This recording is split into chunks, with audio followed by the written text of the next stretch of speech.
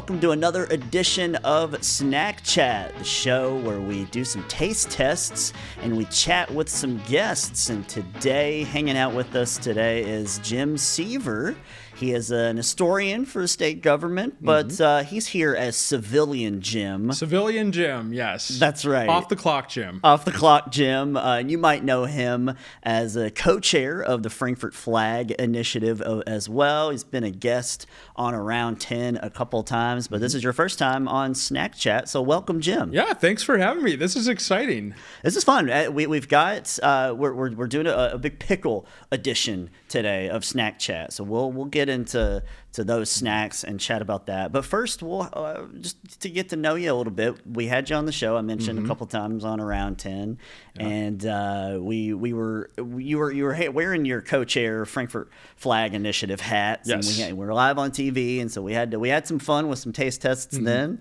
But we were mostly talking about the Frankfort Flag Initiative. Yep. But let's find out a little bit about you. How long have you kind of lived in Frankfort, and then what brought you here? Sure. Well, I was born and raised in Lexington, and then moved away from Kentucky for 18 years. Wow. Whereabouts? So I was living in Bloomington, Indiana. I went there for graduate school, and I also spent 11 years working for the largest winery east of the Rocky Mountains. In the great wine region of Indiana, if you can believe it. Wine country Indiana. Yes, wine country Indiana. Right. It does actually have a wine country and a long and storied wine history. But so I was based out of there. I also had stints in Washington, D.C.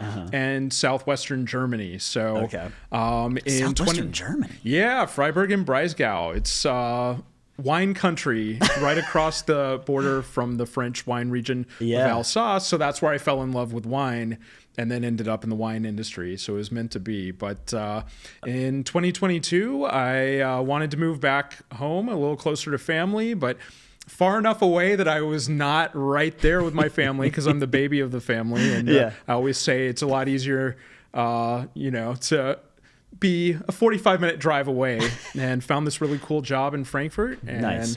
That's how I ended up here in this area.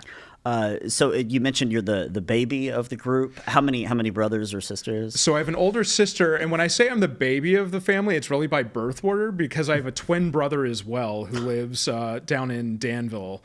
But he is 1 minute older than I am. And if you look at it, though, in terms of birth order, I am very much the Bobby Brady of the family. So okay, all right.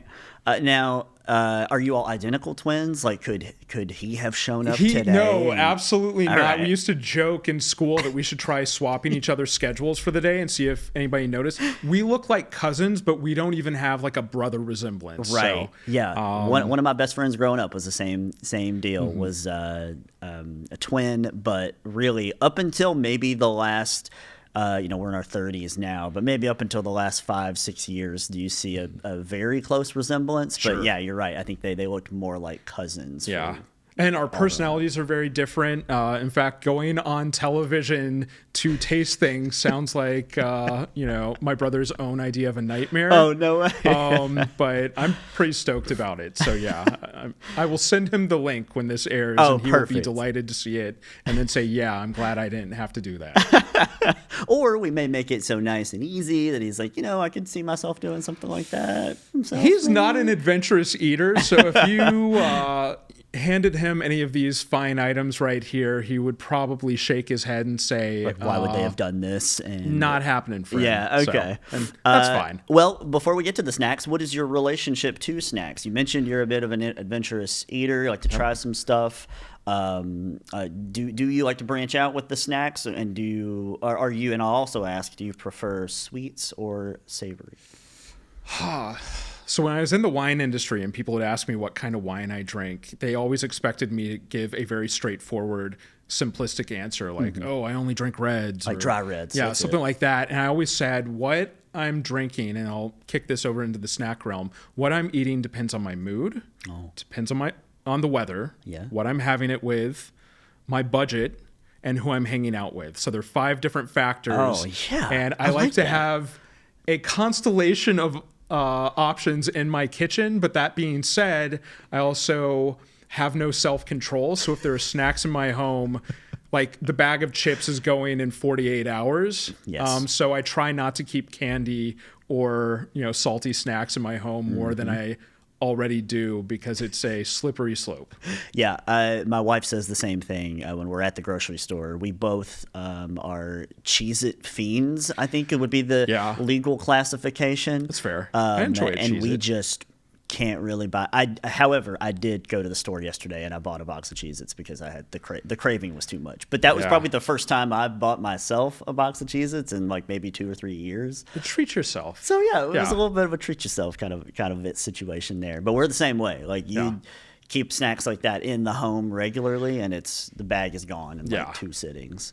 But I do like what I'll go back to that. I like the Jim's 5 factors of snacks. I think that's a really cool way of looking at it. Yeah. Do you want me to recap those again? I think so. Yeah. For our viewers as well.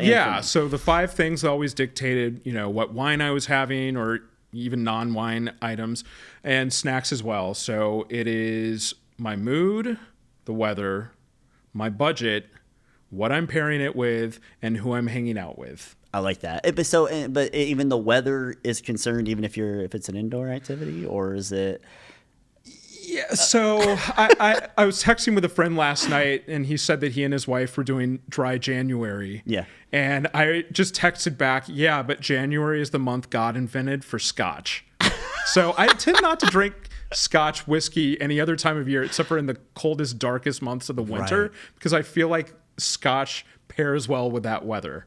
But I'm not drinking scotch in July. Yeah, or if you're snowed in, there is something to that, I'm sure. Exactly. Okay. Well, without further delay, it is Snack Chat. We've been chatting. Let's try one of these snack options that we have. As we mentioned before, there's definitely a theme going on. I think the first one that we're going to try, let's do the spicy dill pickle goldfish. Okay. We've already got some. Brett graciously, who's punching the buttons and has got all of our snacks, he graciously put these on a nice plate for us ahead of time. Good presentation. Absolutely. But these are, so the spicy dill pickle goldfish, new flavor of Pepperidge Farm. They don't come around all that often. So snack-related social media was stoked when spicy dill pickle goldfish swam into stores last summer. Mm-hmm. And reviews were fairly mixed overall, apparently. But they were popular enough that Brett struggled to track them down. But as we can see here, he got us some. In fact, they appear to be popular enough that Pepperidge Farm plans to roll out a line of pickled-flavored goldfish crisps this year. Okay. So I think let's bottoms up. Let's give it a shot. Let's do it.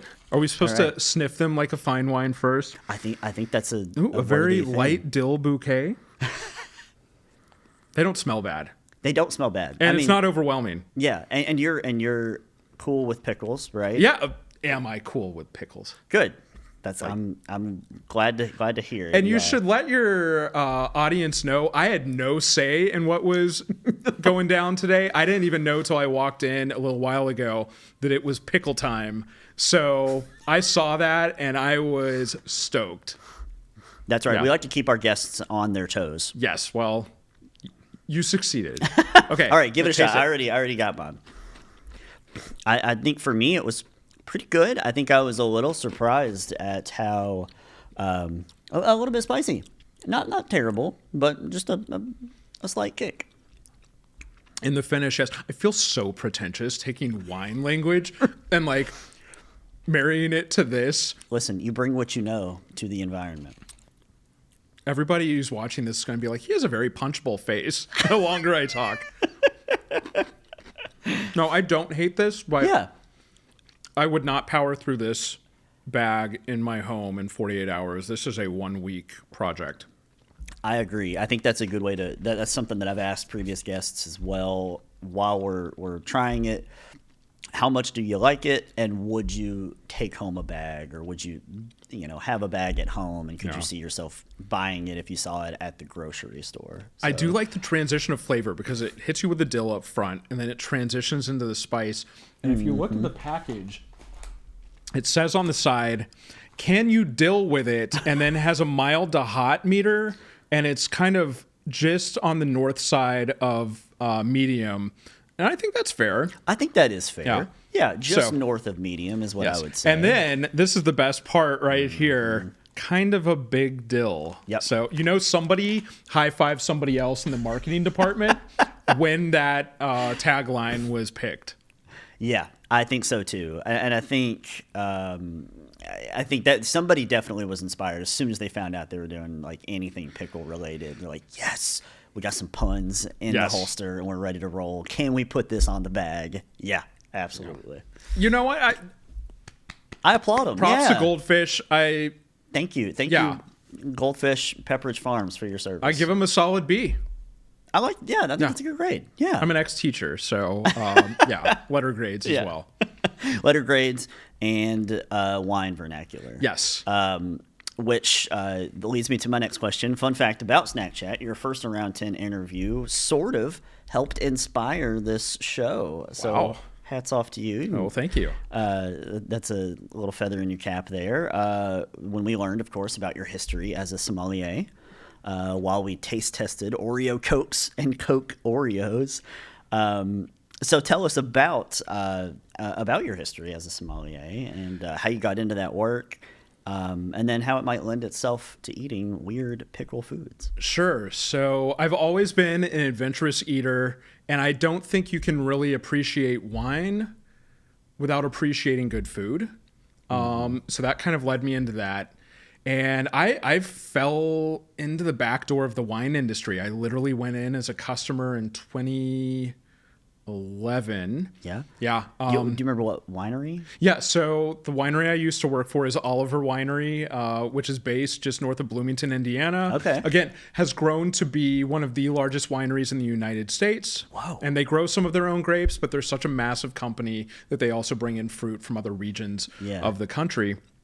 And I went in as a customer on my birthday, had a great experience. I had just transitioned out of a previous job that had a finite term that you could work there. So it's like, oh, it's my birthday and I don't know how I'm going to pay rent next month.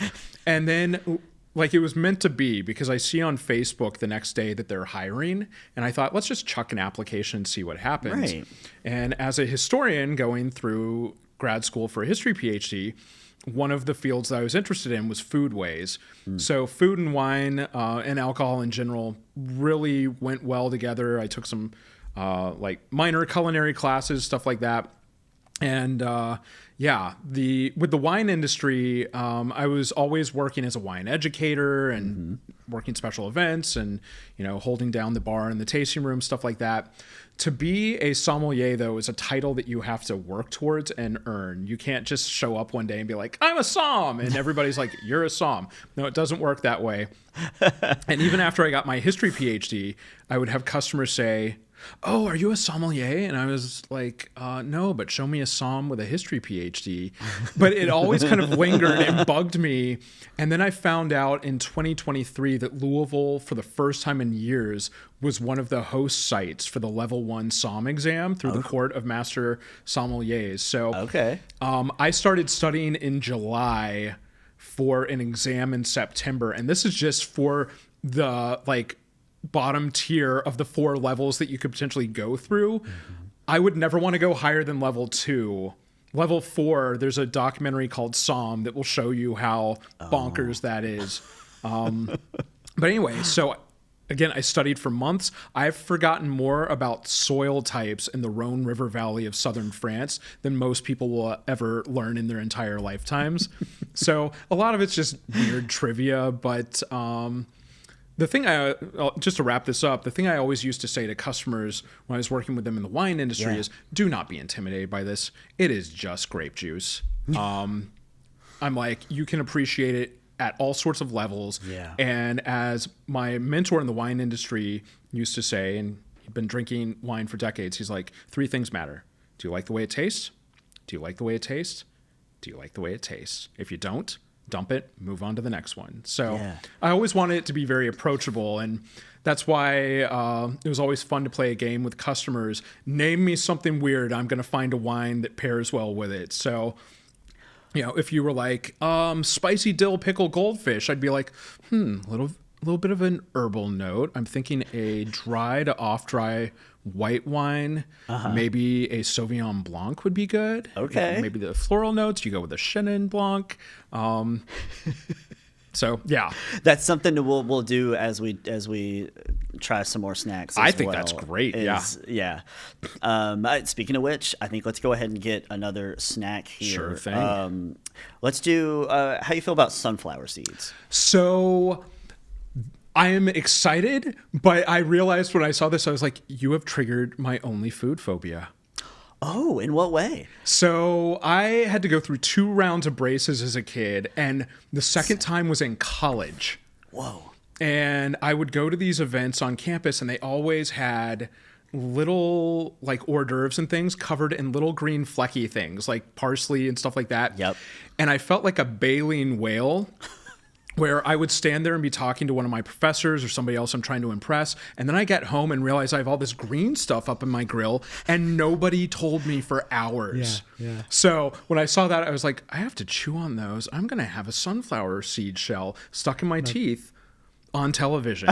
So I will manage. I'll be okay. But my friends and family all know that if they truly love me, they will tell me the moment they see something, hey, you got something in your teeth, go deal with it. Honestly, that's a special person to keep in your life that will let you know like you got something in there. Yeah. You know, because when you get home, because all of us, we can all relate. All of us have been home hanging out with friends, people we thought of as true loved ones. And then you get home and it's like, you let me sit there at dinner for like 3 hours? I've texted people before, like I get home that evening. I'm like, did you see this? Did you know? And you didn't say anything. And they're like, it wasn't that big of a deal. You text me, delete this number. Yeah. We're done.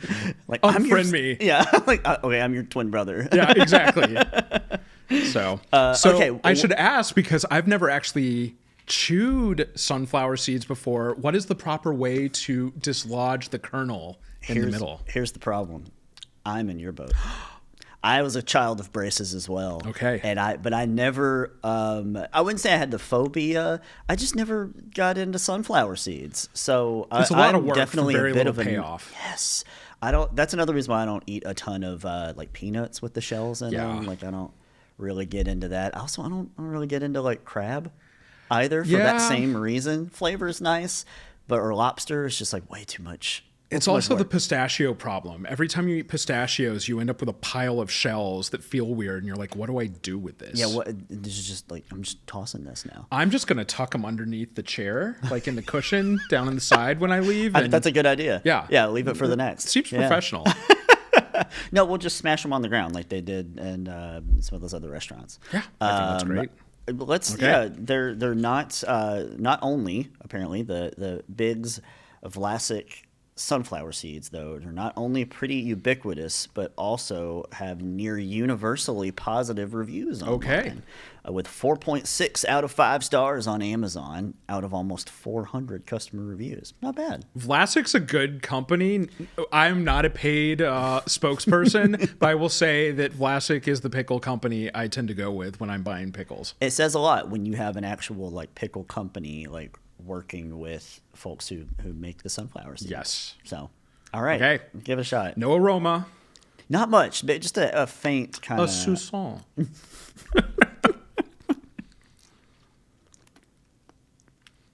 Okay, this is not easy to eat. I'm doing this wrong. I'm like Gerald Ford eating a tamale on live television in the 1970s. Look it up. It didn't go well. He ate the wrapper. Yep. You know what? I'm going to chalk that up as a no-go. Because I just don't do sunflower seeds. That's just too much. It's user error on both of our parts. I think so too. I'm not like, I definitely I wouldn't even put a review because I'm like, that's definitely, you're right, user error on both of our parts. Not it. Like, I got the flavor, but... Yeah. Honestly, it's almost like a light coating of like pickled dust. Yeah. I'm not putting this on Vlasic, though. I'm blaming the sunflower seeds. I want to see what's in here. So you wouldn't pair this with a wine? This is difficult. You know what? You could hit it potentially with like a very sweet dessert wine, just for that contrast between the salty, kind of chewy, and like that sweet, sugary vibe. So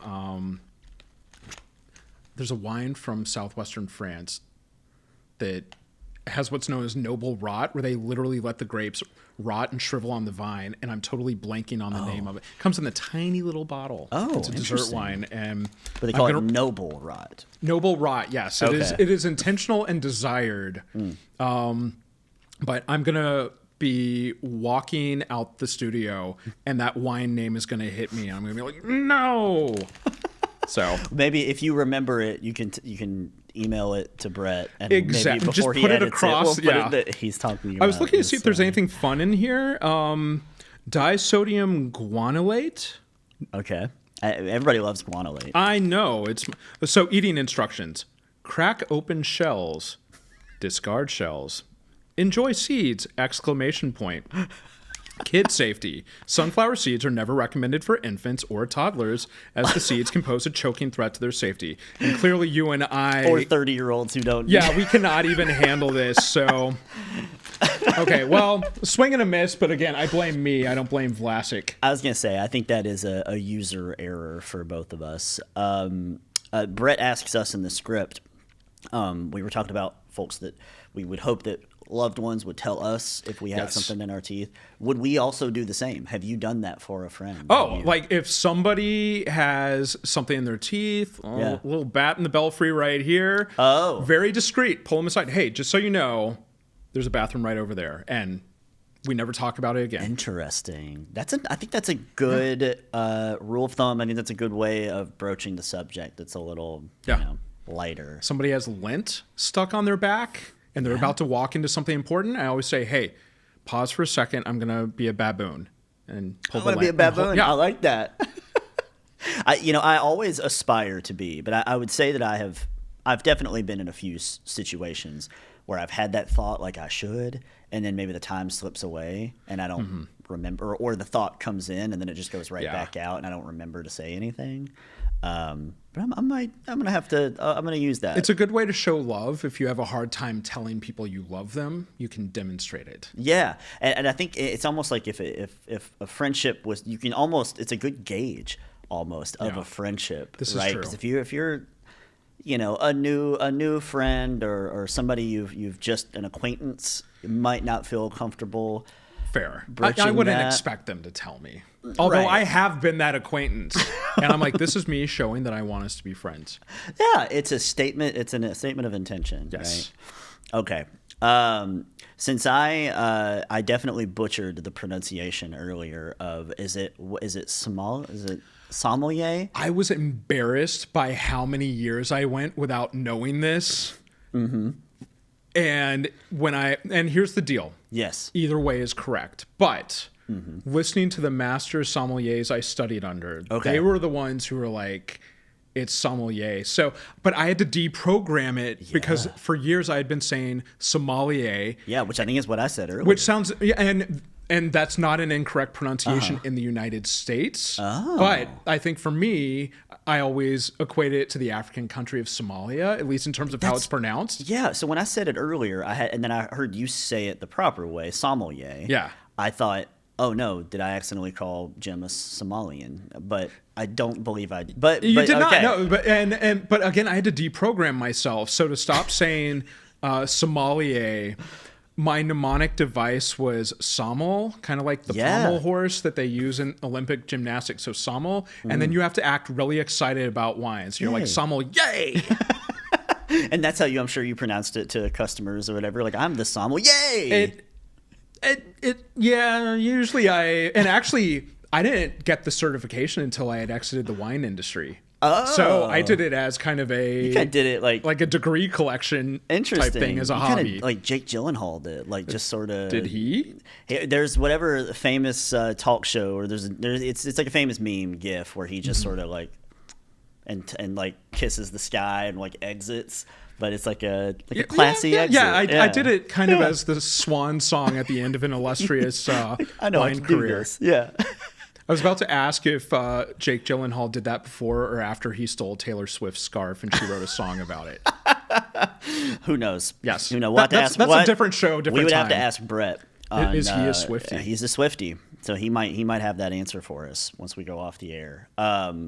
But a sommelier, that's not the only hard to pronounce line of work you're in, right? You're also a vexillologist.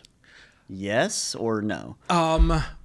That is another word that I had to practice in front of the mirror. So, as the co-chair of the Frankfort Flag Initiative, I helped take over some of the leadership responsibilities after the founder of FFI, Tom Farmer, moved to Maine. And I knew I would be doing press interviews. And my biggest fear was that I would not be able to say vexillological. Yes. And make it sound mellifluous with a good flow. And I would practice in front of the mirror. Vexillology, for those who are like, what in the heck is he talking about? Right. The study of flags, flag design. And there's a lot that goes into it. As we've talked about on Around 10, we've seen some bad flags. And, with respectfully, Frankfort had a probably less than desired It was a little flag. dated. Yes. Yeah. So, and we always saw what we were doing not as replacing it, but as updating it. Sure. So if you look at the flag that was adopted earlier this winter, it has some of the same design elements, just in a little more catchy way. And we're looking forward this spring, as the weather improves, to doing a dedication event, and you're going to start seeing the flag show up on different things around town. Hopefully, if people are interested in getting some merch, none of which, like the proceeds from which, none of those go back to those of us on the committee. No. Because the design lives out in the public domain. But we're really hoping that the Capital City Museum downtown will have a nice selection of merchandise, lapel pins, bumper stickers, stuff like that people can purchase to show their Frankfort pride. Oh, yeah. Well, how did you get into it, though, I guess? Like, you became, so we mentioned that Tom we had him on the show as well before he moved away, but how did were you always kind of involved or interested in flags and flag design, and then it just sort of naturally moved in? It's a great question. I would not say I was a flag expert or aficionado. Ellie Haskin-Wagner, I don't know if she's been on your show. She hasn't been on SnakChat, but she has been on Around 10. Yes, well, she's I would almost put, she's like Hall of Famer, I would say. Yeah, she is very good at subtly but assertively persuading her friends to help out with things. Yeah. And Tom Farmer was giving a presentation at Porter's on the current Frankfort flag and what he had planned. And I think Ellie is an old grad school friend of mine. She's actually the one who brought me to Frankfurt. She was like, hey, here's some jobs you should check out. So anyway, and we actually work across the street from each other. Yeah. But unless we text and say, hey, we haven't seen each other in a couple of months, let's go hang out. Right. It doesn't happen. So she was like, hey, I'm going to go grab a beer at Porter's. You want to come along? And we get there, and it's Tom's presentation, and I see the old city flag, and I'm like, you're kidding me. Yeah. And again, respect where respect is due. The flag worked for the city in 1959, but it needed some updates. So I looked at that, and I was like, fine, okay, I'll become a committee member. And so, yeah. But she sort of Trojan horsed, if you will. Like, that wasn't part of her pitch to you. She's like, we're just going to grab a beer. And I was going to see a presentation where Tom was recruiting volunteers to serve on the committee. So, yep. She's a smart cookie now. She knows what she's doing. Yep. And we're glad that she got you involved in that process. Yes. And that's what led me here. That's I would right. not have known about world. SnakChat had it not been for the Flag Initiative. Well, let's speaking of snacks, let's go ahead and try another one here. Let's see what's next for us. Let's do the Lay's. We keep it tradish, something that we can definitely eat and that the two of us have definitely had before. Let's do some Lay's dill pickle chips. They are. Let me pull up some facts about these. Not too much info out there, actually, unfortunately. They would appear to be in the regular Lay's rotation, but it's not clear when they were originally released. Bit of a mystery. Reviews are mixed, but lean positive, with positive reviewers almost forming a cult following for the chips. Wow. Are we gonna like enter a cult if we like these? I think you and I are like. There's a healthy relationship with dill, and then there's taking it too far. So we're not in the big dill camp. We're in the like reasonable medium dill camp. Yeah, I agree. I agree. I think that's a fair assessment. Apparently, a flamin' hot line of dill pickle chips was introduced by Lay's, but appears to have been discontinued within the past couple of years. But thankfully for the two of us, we're not doing the flaming hot today. Would that be something you would do? I mean, I know we already had our spicy I am dill, not but afraid a of flaming. spice. Okay, I'm definitely much more adventurous and better with it than I used to be. But I'll have some Takis every so often, and they will.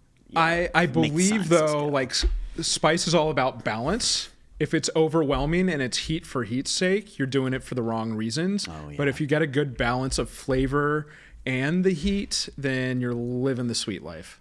I like that. Yeah.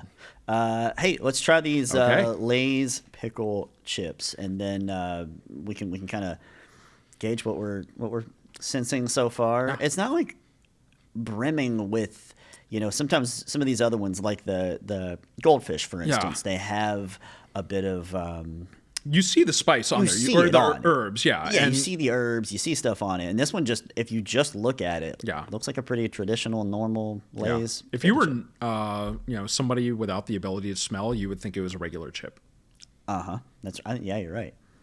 And then after we taste, we'll figure out what kind of wine would go with this. Good crunch. Yeah, I don't hate this. I don't either. It's not like a overwhelming. I would buy this normally. I would eat this I would too. In a day and a half and then be mad at myself for powering through an entire bag of chips. Yep. Which would be, that is sort of the danger of having chips at home, you're snacking, maybe you're watching sports, or you put on a favorite TV show, and then you just look up or look down at the empty bag and your fingers, fully dusty.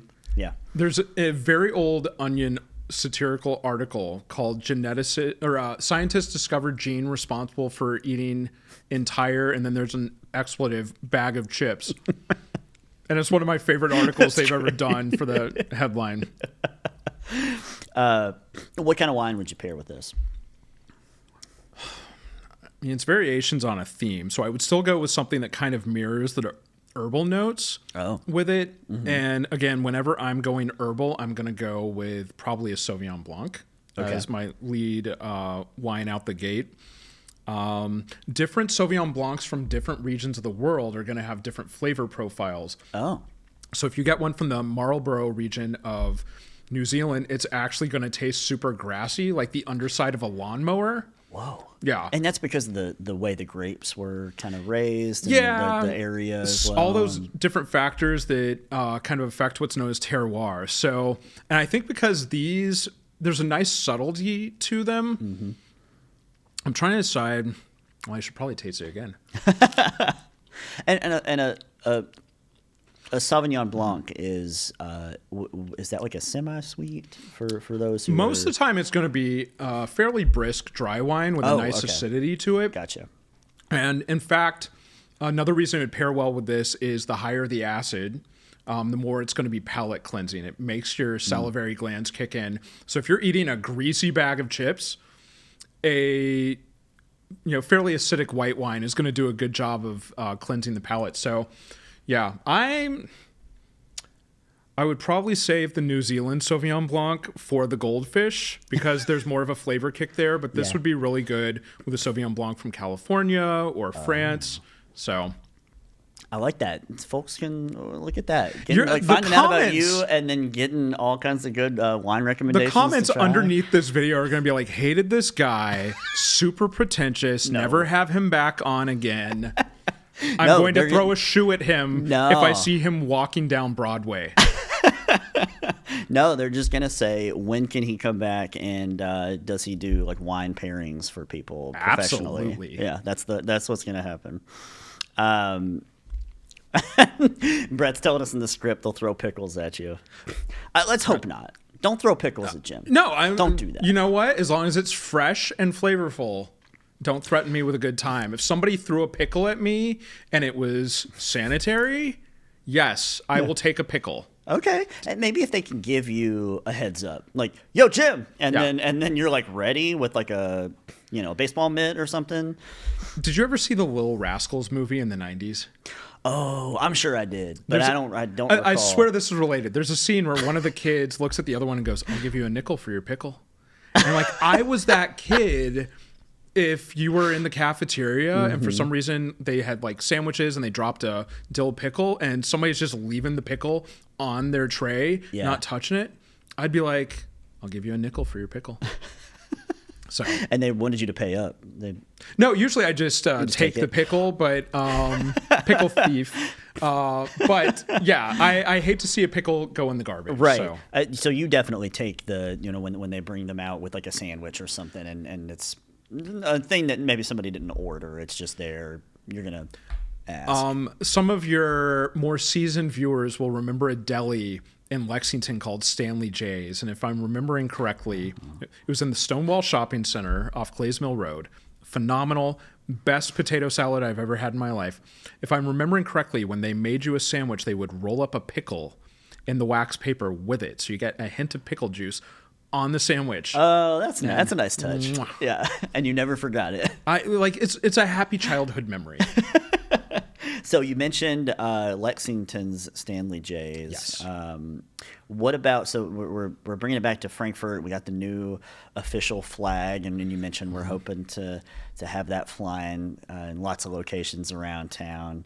Tell us some locations where you would most like to see it flying, and then maybe shout out some favorite spots around town here in Frankfort. Sure thing. Yeah. So I would probably, in terms of where we want the flag to go, obviously in front of government buildings like City Hall, the public safety building downtown. I'm really hoping we can see it in front of courthouse, schools, anything like that. But then I'm also hoping, and to me, this is even more important because it's one thing to ask, city agencies and buildings to have it there, but if we start seeing it on car bumpers and laptops where you have a sticker just slammed up there, stuff like that, it shows that people are really gravitating towards it and identifying with it and using it to say to others, "Hey, I'm from Frankfort, and I would love it if we start hearing stories about people who are traveling farther away, run into somebody who's like, 'You're from Frankfurt too,' and use that to spot each other." So that's the sign of a successful flag. Yeah, I agree. It's something that people can be proud of. And I think you all have done an excellent job of picking that out. And a lot of work. Credit to the artist as well. Oh, absolutely. Yeah. It's been a team effort. All right. I think we're down to our final snack. This is I think we're in Pringle territory. They were first introduced all the way back in 2022 and were brought back due to popular demand in October of last year. Per Food and Wine, a press release from Pringles said dill pickle was the second most requested re-release. The most popular is honey mustard, which was also brought back in 2024. Did you imagine? Okay, I like honey mustard, but my face immediately made a reaction when you said that. And that's when I'm like, do you really want to trust whoever ran that study if honey mustard came in first?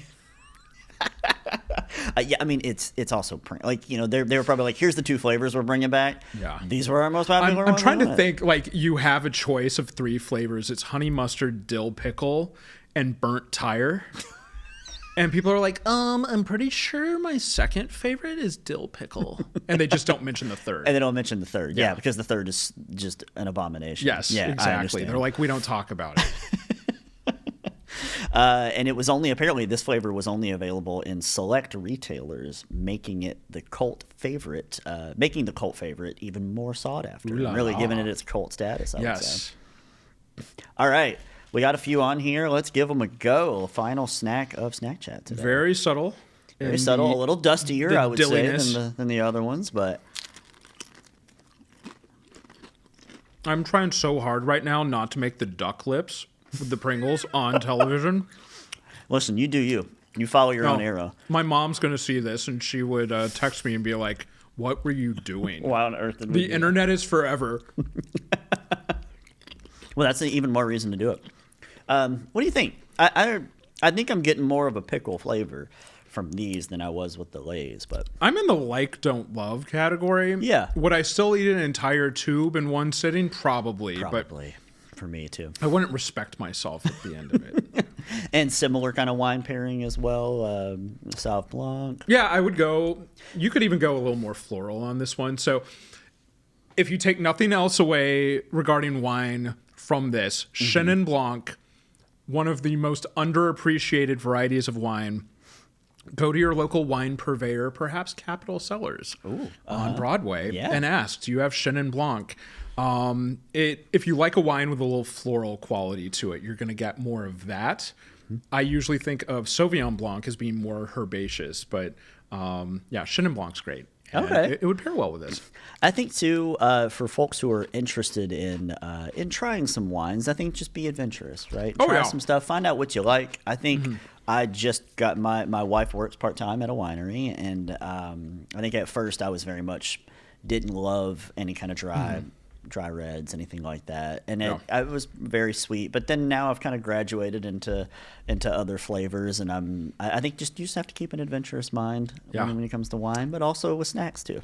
One of my great culinary inspirations is Daniel Tiger from Daniel Tiger's Neighborhood. And there's an episode that I watched many years ago with one of my nephews where he sings a song.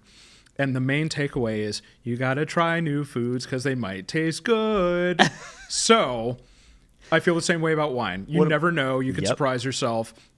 And when I was working in the wine industry, when people would come in, we never used the word try, as in, would you like to try a wine? And the logic behind that, according to my boss at the time, was try and suggest that you can try and fail.